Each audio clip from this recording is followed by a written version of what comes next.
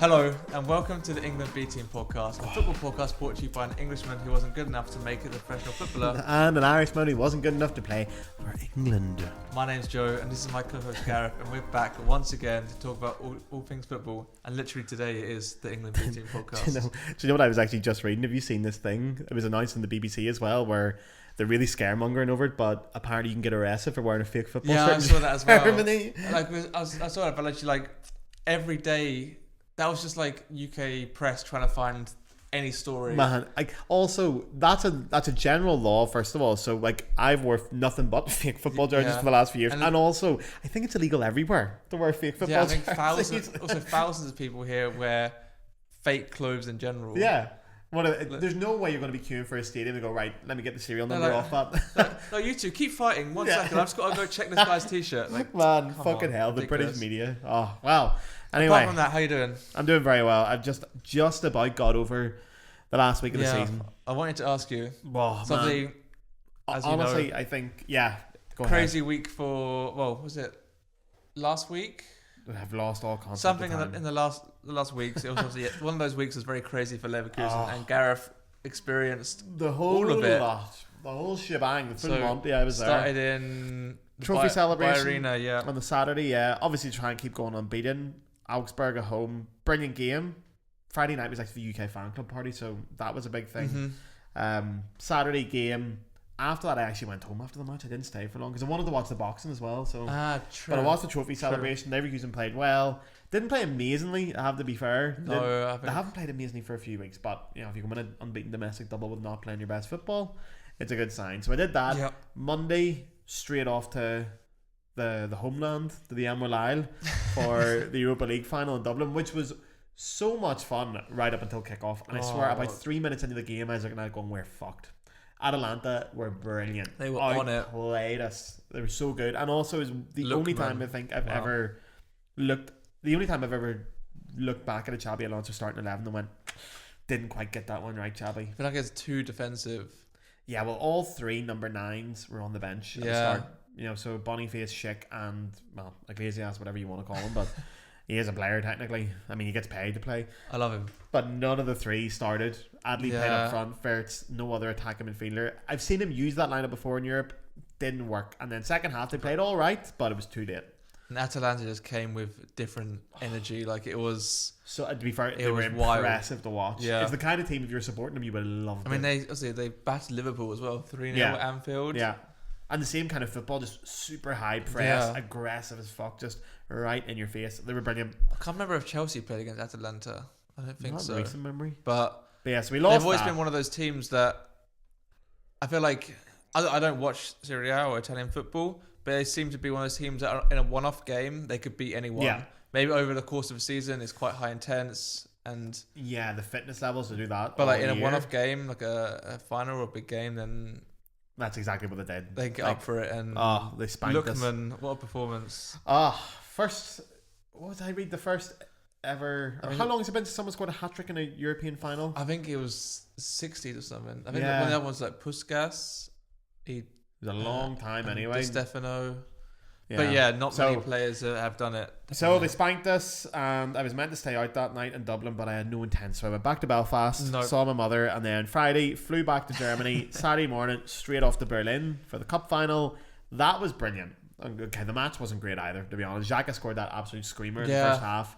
Kosunu got a red card, killed the game dead. And I have to say one thing. The Kaiserslautern fans, brilliant. They looked really good. Man, that choreo they brought up. Like, it was so funny because every Leverkusen fan, I was in part of our choreo, I was holding it up, and everyone had one hand of the choreo, one hand with their phones. Because even we were like, man, that's so impressive. Yeah. I heard it cost over 100,000 euros, that choreo. Who paid for it? The club? Or the donations clubs. From the... Yeah, so they did a fundraising thing because we do that as well. I mean, it's one that incredible. I guess it's on their biggest day since the late 90s. Yeah. It's every day out. But that's it. So I've just about got over but also week. It ended 2 out of 3. Yeah. Which Leverkusen doubled their trophy tally in their history. If you'd said this at the start of the year, we get an undefeated domestic double. That's wild. Bit your hand off for it. So it was a great one game lost all year, and it was Europa League final. Yeah, just had to be in fucking Dublin. And I guess I know it's one of those things when you lose those sort of games. Is it better to lose it and deservedly lose than to be so close because yeah. Although the other time, like the other side of it is when you're in a match like that, like against Atalanta, the enthusiasm just drops and drops and drops. Yeah. And the last 40 minutes of the match, you're thinking, I just want to go home. Want it to you be don't over. want to be there. But at least you're only in Dublin. You weren't in like Baku or something like the Chelsea Europa League final in 2019. That would have killed me, man. No, actually, a couple of the fan clubs, the NK12, the official supporters club of Leverkusen, they put on private chartered flights from Cologne to Dublin for the match. Put on 4 flights. They had a problem with air traffic control going back, so they had to fly from Knock, which is 4 hours west of Dublin. So after that match, all the fans had to get a 4-hour bus at 11 o'clock, got into Knock at 3 a.m, and then flew back to Cologne. I thought, man, I would have thrown myself in the river. That would have been the end of it for me. That is not fun. At least I got, hey. Right, so anyway, that's all over. We got a small break from football. I've had 6 days where I haven't done much football related. We're back into it. And yeah, so the big one's coming up. The club football season is pretty much over. I think Spain's still going. Spain goes till late June, which is pretty crazy. The really? second tier and third tier, yeah. Ah, wow, okay. And Cordoba are involved in the playoffs. Which that's right, yeah. The city where my girlfriend's from. So keeping exciting. an eye on that, getting them back into La Segunda División. But obviously, we're here to only talk about one thing today. There's a very special tournament just around the corner. A tournament happening in the country that we live in. And the real question I need to ask, is it coming home? Yes. There we go. Now, I've been known to make questionable predictions in this podcast before. I've not been known to make any predictions that were accurate. But on this one, I feel like this is the year. Yeah, like... sorry, I should preface this by saying, this is the first major tournament we've covered together in this podcast. I do support England, okay? Why? I don't know, okay? It just happened. I don't like England in any other way. But in the football for major tournaments, I don't know, I just get the bug. I think I was watching Premier League as a kid, I've on it. So before people come at me saying, why is there an Irish guy wearing an England We've got a few comments actually on our latest TikTok saying, why is this Irish guy wearing an England shirt? Or why is he talking about... Yeah, well, it's not... You invaded us 800 years ago. I didn't start it, but whatever. All right. We actually got a lot of stick on our last... so actually, before I say that, so obviously, I also would like to think that England will win this tournament. And in this TikTok I posted a few days ago on Instagram, we were talking about how we don't think England's squad is the strongest in football in general, international football. Yeah. Well, we said maybe France is better, Germany's is better. But what I think England does have is great team spirit. Yeah. Which I think is one of the reasons they've got so close in these tournaments. Like the 2018 World Cup, they didn't have the best squad, but they still got to the, their squad was way to the weaker semi-finals. Than it is now, yeah. I didn't expect us to get to the Euro final, and we only lost on penalties. And I think this squad is stronger than the Euro squad. Yeah, the squad is strong, but also the team spirit's there, and that's all down to Southgate. So yes, Viva Gareth. Yeah, obviously expectations.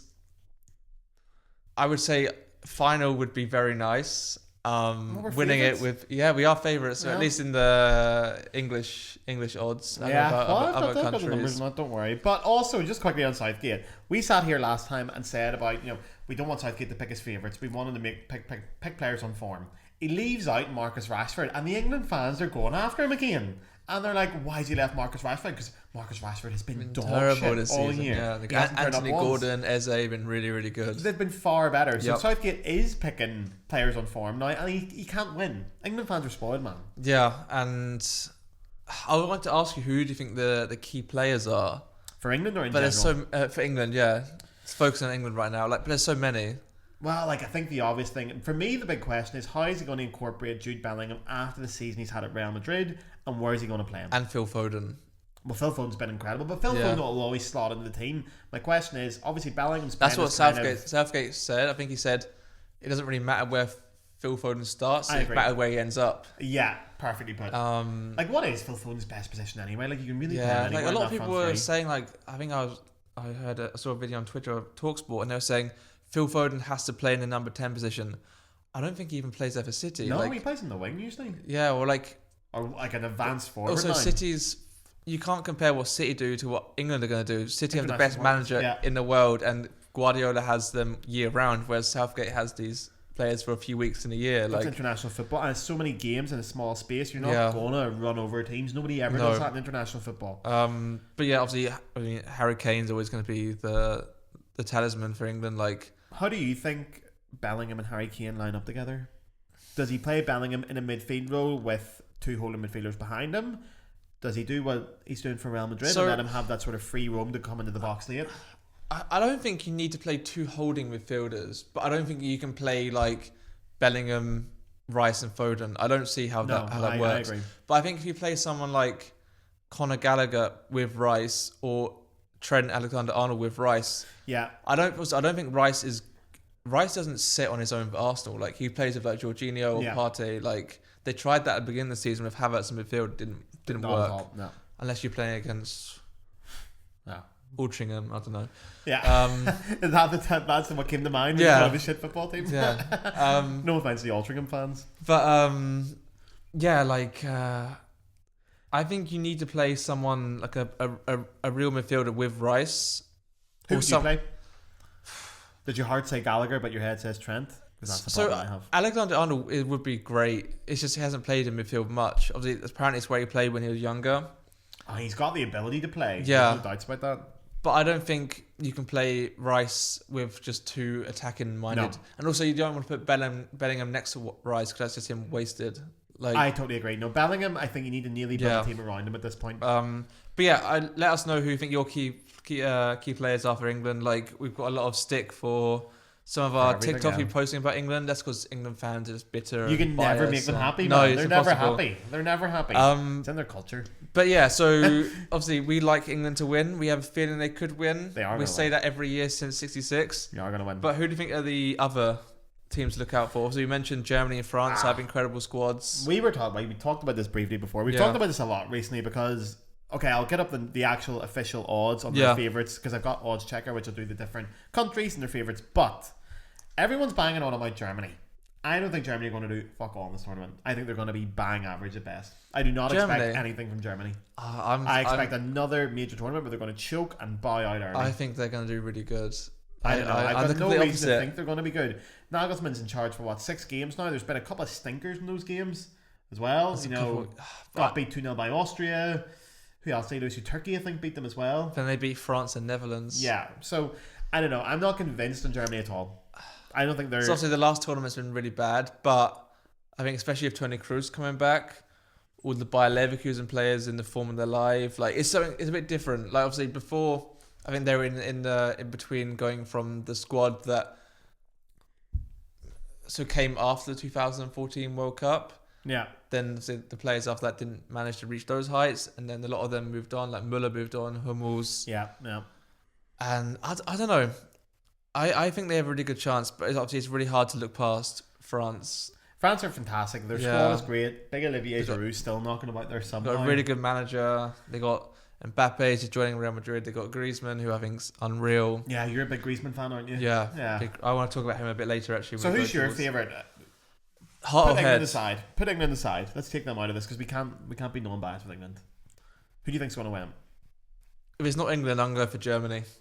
Yeah, I don't know why. Obviously there's also Spain and Portugal are supposed to be some of the favourites. Italy, I don't really expect too much from. Yeah. Netherlands are. No, I don't. No. Netherlands got some incredible players, but like it's just not. The Netherlands could go somewhere. They've got like Van Dijk, Xavi Simons. Yeah. Frimpong. True. But I've got the official. So this is with all the different bookmakers across different countries as well. Now England are the favourites still. England are the tournament favourites. Next up, we've got France, followed by Germany, then Portugal. Which interesting, like I find very strange. Like we were saying before, I kind of forgot about Cristiano Ronaldo, which is not an easy thing to do. But 39 years old, I'm assuming he'll have to start because he'll kick up a fuss if he doesn't. Yeah, for sure. I don't expect Portugal to do very well. So I want to talk about Portugal a bit later, actually. But so that is the official favourites now. Different odds on England, but you're getting things like 11-4, which are strong odds. Has any gambling site got someone else other than England as favourites or not? Yeah, it's a bit of a mixture. So some of them have got France ahead, but the overwhelming majority is England. Majority. And it's very tight. France and England are very tight with each other. Germany are behind that. Interesting. And the least favourites are Albania. Yeah, also Albania in the group of death as well with Italy, Spain and Croatia.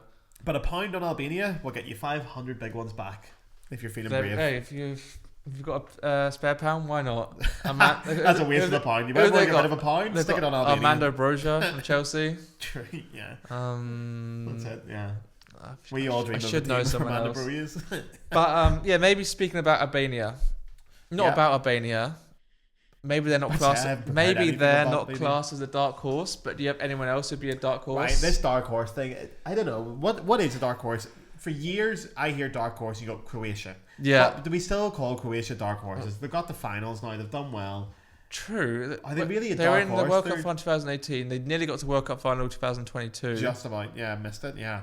There's still, I think a lot of their squad is aging now. The golden generation's gone, that's for sure. Yeah, I mean, some of them obviously still got Modric there, Kovacic, Brozovic. I don't fancy Croatia. And you've got a lot of good young defenders coming through now. Obviously, Stanisic at Leverkusen, Gavardio at City.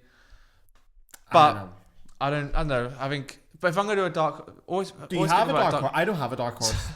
It's going to be one of the big nations. I mentioned to you earlier, actually, one nation that everyone says will be a dark horse every tournament, and I think it's happened since 2002, is Turkey. Yeah. I think they finished third place in 2002.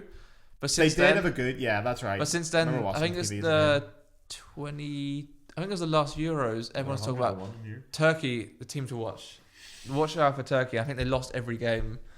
And man, that's classic. It's and Turkish football is, I don't watch it much, but it does. Apparently, it is really good. Some really good players as well. Yeah, but they're not Turkish. Yeah, that's also true. I see Mourinho can defend about. Yeah, true. But I don't see Turkey. No. No. Do you have a dark horse? Again, you genuinely think could win it? Jared could win it. No, it's hard. Like, when's the last shock? Greece 2004. That was kind of the only one, weren't they? For a long time. Well, Denmark won it as well, didn't it? 1990. With Denmark, I don't know how Denmark were good. Were they good back then? Probably weren't favourites, but I doubt it. No. But Greece 2004 is crazy. One team that I always think has a good tournament, and they usually trouble with the big teams. I think they knocked out France in the last Euros. It was Switzerland. Fuck the Swiss. They've obviously got their captain Granit Xhaka, who is I got Granit, but Kanji at Man City. They got Sommer, who's one of the best keepers around. No, fuck the Swiss. They broke our heart in the qualifiers. No, the playoffs for the must have been the World Cup of the Euros. Northern Ireland, we lost 1-0 to a very dodgy penalty in that game. Fuck the Swiss, dodgy bastards. That's what they are. No Switzerland. No. But who likes Switzerland anyway? But thinking with your what are their odds? 66 to 1. Okay, so like between 66 and 80 to 1. So I wouldn't fancy. But it's really hard to predict. Actually, I wanna. So one thing I want to ask as well, especially for our home nations, is Scotland. I was hoping you were going to talk about Scotland. I love talking about Scotland. We've got a lot of Scottish friends over here as well. What do you think about Scotland? My family are Scottish. When I think of Scotland, shite. Man, Scotland. I don't know. They're going to lie to many people. Germany, Switzerland, Scotland, Hungary. So actually, I did this Telegraph thing. So you can do simulate the tournament. I put Scotland in. Scotland getting out of the group in third, and they were based on that, they'll be the third best place team. Okay. Maybe I'll go through my thing at the end. Like the final predictions, but I don't know. Scotland, there's no doubt this is one of the best Scotland teams we've seen in a long time, but the bar was not set particularly high with Scotland. By the way, I have to say, I love Scotland. Yeah. I would love to see Spain them do well. in qualifying. And they've had great teams. And who's it? Norway was in their group. They've got Odegaard, Haaland. They got through that. Had a great game against Norway. They've had, although I will say, one of their last friendlies just before the tournament, they lost at home to Northern Ireland.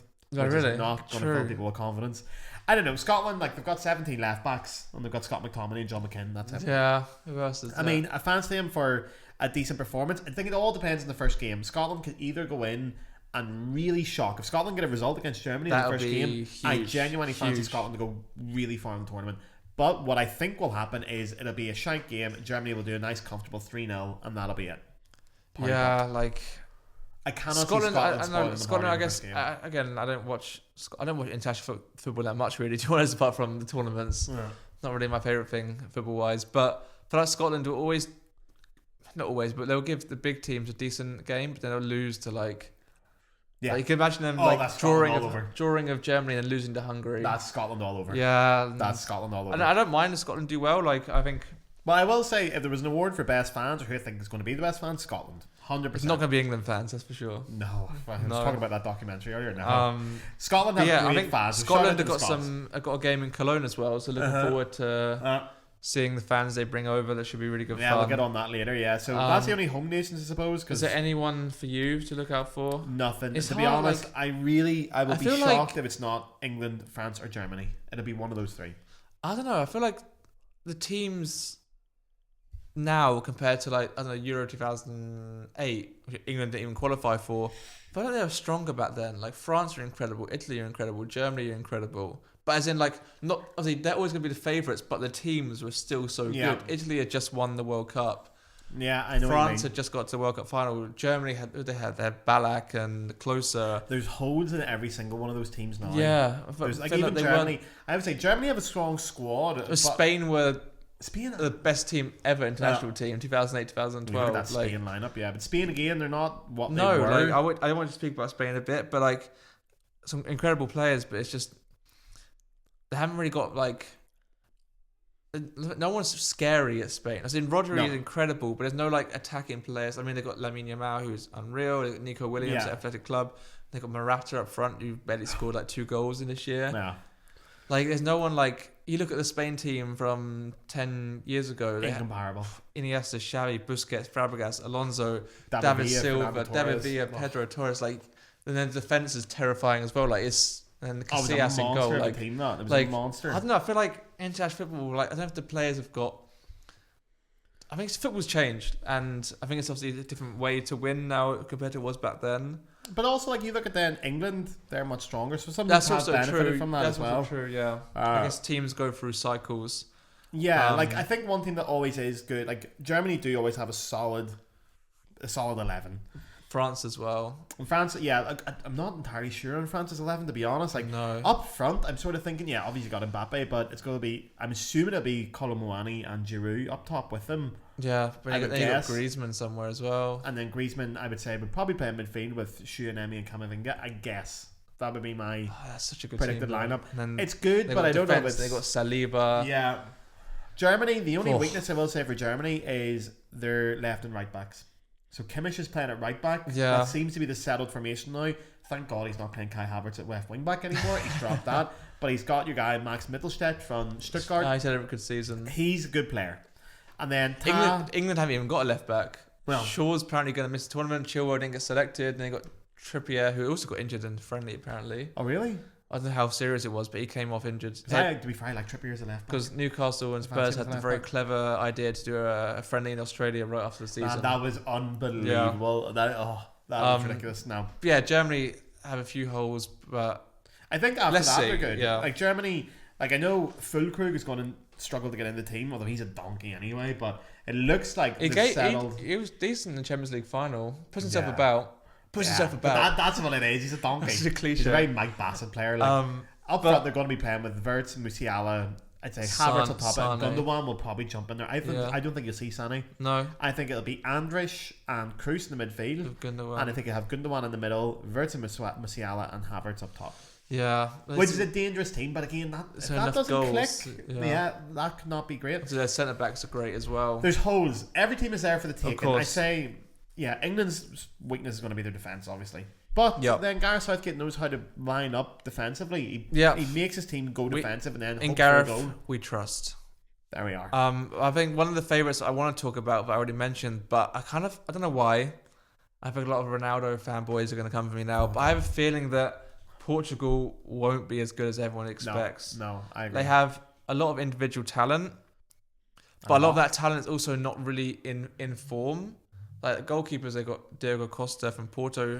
My Porto friend said he's really good. I think he played against Chelsea as well. He was decent. They got Cancelo at left back, who's been pretty poor for Barcelona this season.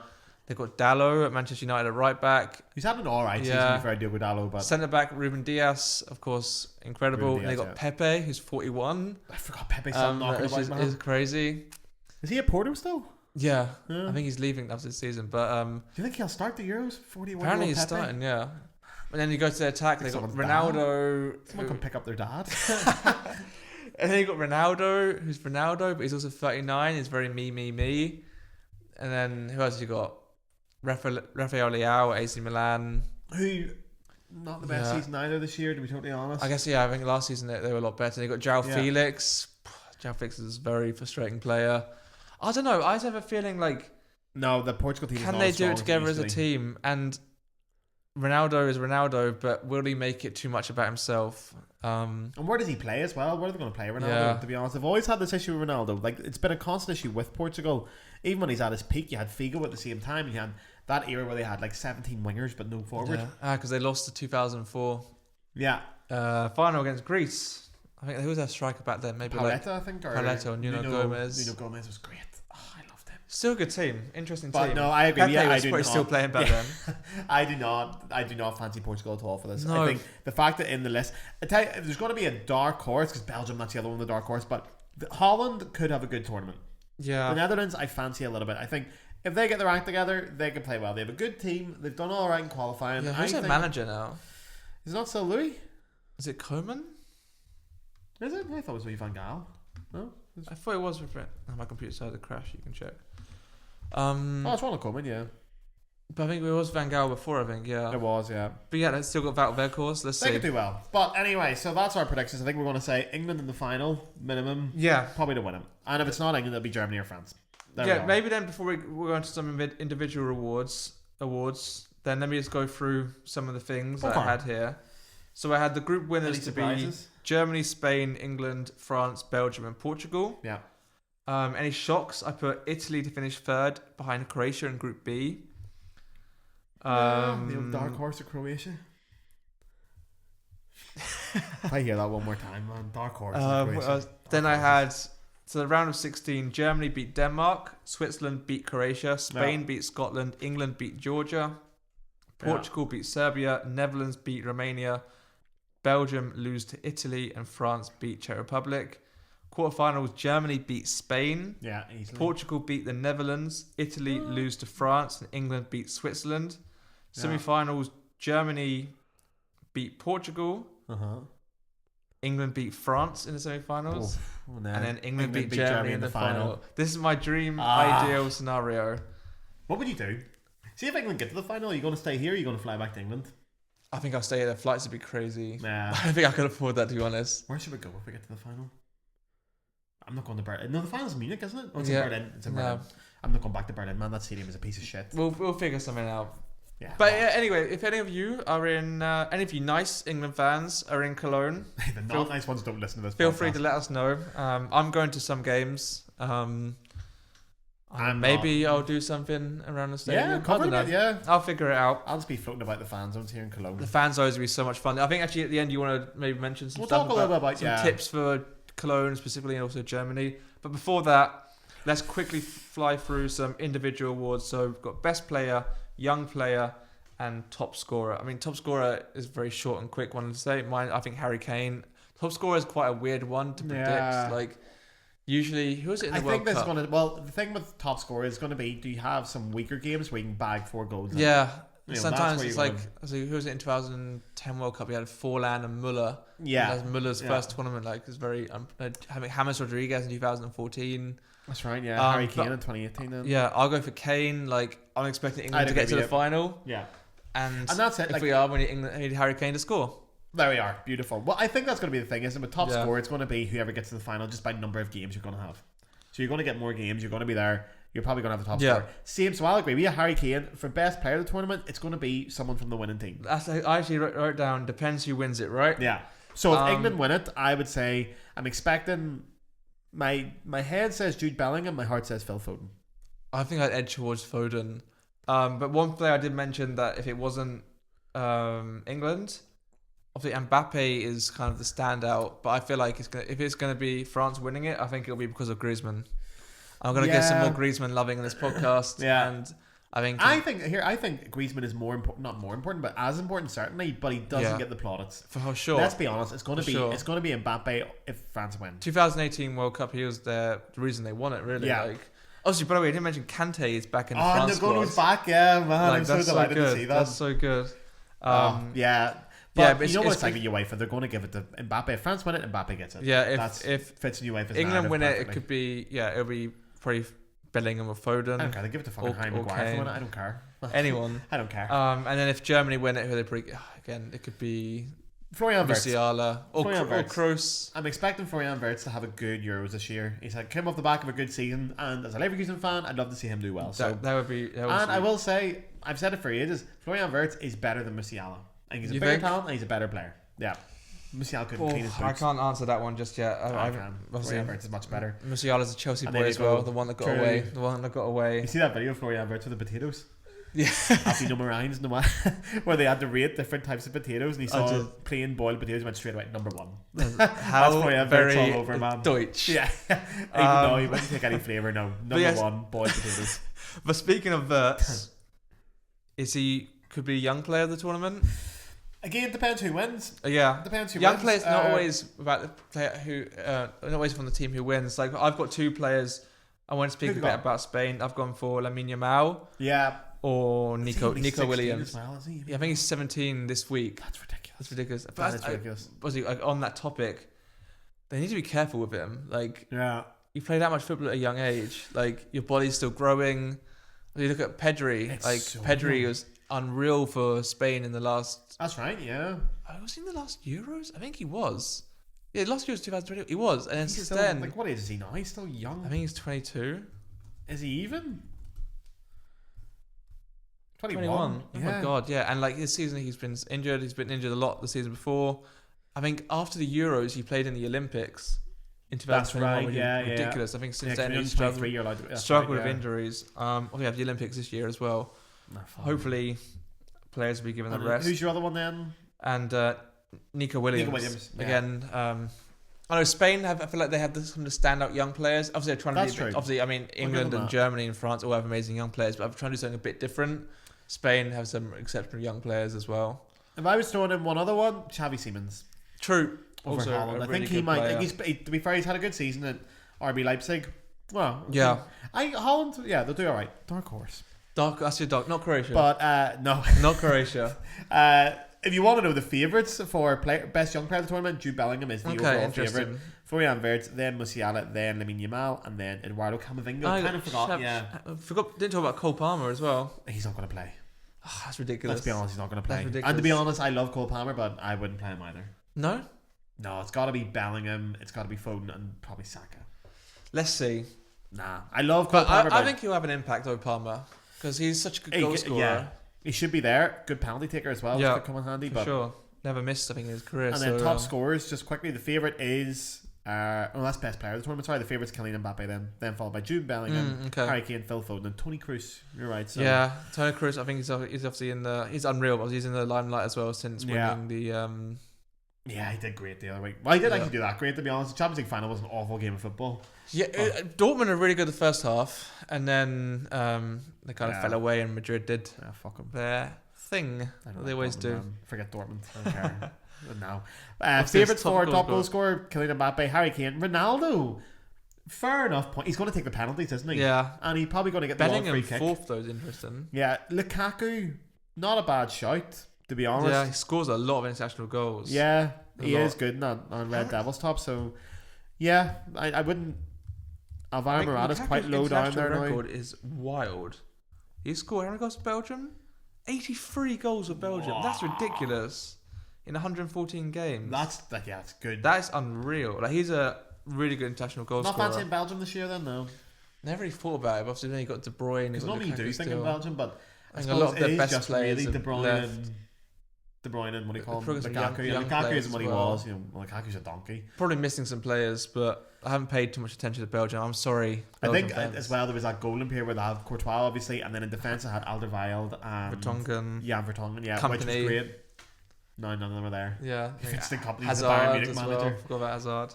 Oh yeah, Eden Hazard. Yeah. Yeah, there you are. Then that's it. So I will say my overall prediction is going to be England to win. Harry Kane top goal scorer. Jude Bellingham young player of the tournament. Is that your head or your heart or both? Both. All right, I'm just going to say it. England to win. Actually, I can't say then Griezmann, best player. Okay, England to win. Foden, best player. Lamine Yamal, best young player. Harry Kane, top scorer. But if France win it, Griezmann will be. And if Germany win it, Toni Kroos will be best player. Okay. That's where we are. There we are. Okay. But one thing, before we go on to you maybe adding some stuff about Cologne, it's coming home.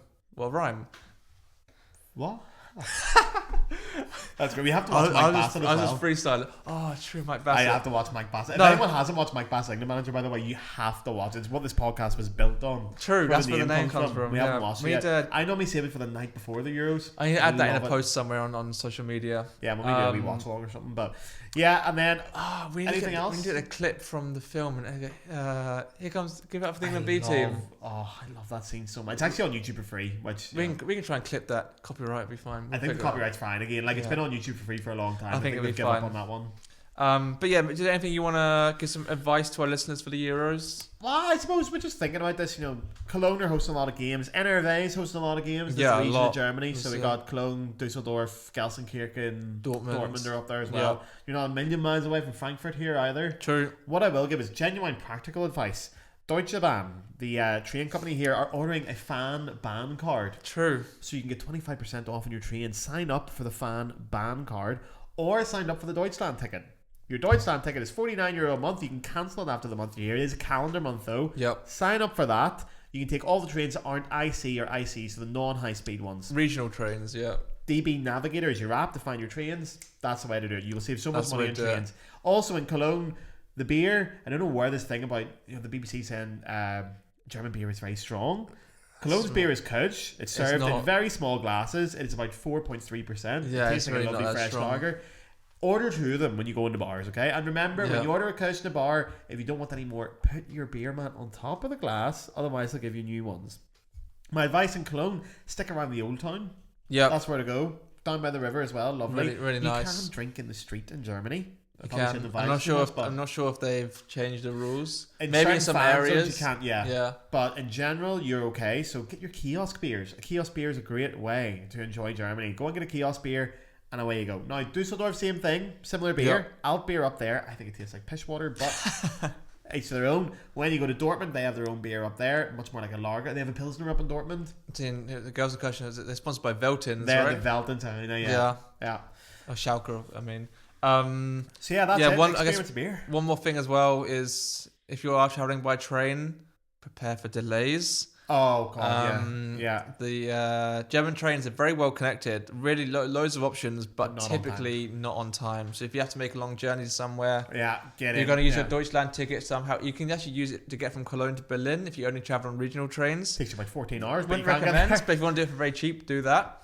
But yeah, Also, if you get a train ticket and you miss your train ticket applies for all the other trains, or if they cancel your train, you can use your ticket for other trains. Deutsche Bahn are very understanding because it is a shit show here. So get on top of that. But I think anything else you want to add? I think one thing I'll say, the most important advice: please respect this beautiful country that's given us a lot. Be nice. We're talking to the England fans here. We're talking to the England fans. Be nice. Going to behave themselves. Be respectful. Enjoy yourself. Don't embarrass. Yeah, please don't. We all saw that thing. Well, I saw that thing on Netflix, that documentary. Don't be doing that now. All right? No. Now here, also, you can now smoke a bit of ganja in Germany. It's legal after 8 p.m. That'll chill you out. Have a bit of ganja. Just relax. If you're smoking ganja in Germany, by the way, the sweet Mary Jane, remember, after 8 p.m. until 8 a.m. and check the area you're in. If you're within distance of a train station or a school, you're not allowed to do it. This is legal because it's legal in Germany. It's totally legal, man. Yeah. You can't sell it though, and you can't buy it. So I don't know how you're going to get it. But if you find yourself with a bit in your pocket, you can carry a couple of grams in your pocket, totally legally. Light up.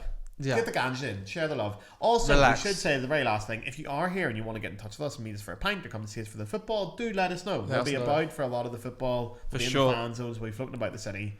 Many games to watch. And maybe I think I'm going to carry a microphone around with me just in case we want to do some spontaneous interviews or content or something. But we will find, obviously as well, one reason to be nice and respectful is because this needs to be remembered as a tournament that England win the trophy and the fans are well behaved. Yeah, I would love to see England win the trophy and not one single arrest for an England fan. I want to see England fans win the trophy and then celebrate it in Germany. All Cologne's so multicultural, celebrate it with all the other nations, all the local Germans happily. Yeah, sure. And then if you're going to wreck the place, do that back in England. Yeah. Wait till you're back over there because you are out of the European Union. We don't care. You can there's a house party at 10 Downing Street to celebrate a changing government. Here, The election's in the middle of all this, isn't it? Yep, it is. Oh, Christ. Oh, man. Right, well, get the Tories out as well while we're at it. Right, is that it? Are we done? I think we're done. Right. Everyone have a great Euros. Yes, stay in touch can't with us wait. all week and look forward to seeing you all as well, hopefully. And let us know what you think. Yeah, and feel free to scrutinise predictions. But I think one thing we can all agree on is that it is coming home. Fucking right. Right, guys. Cheerio. Ciao. Bye-bye.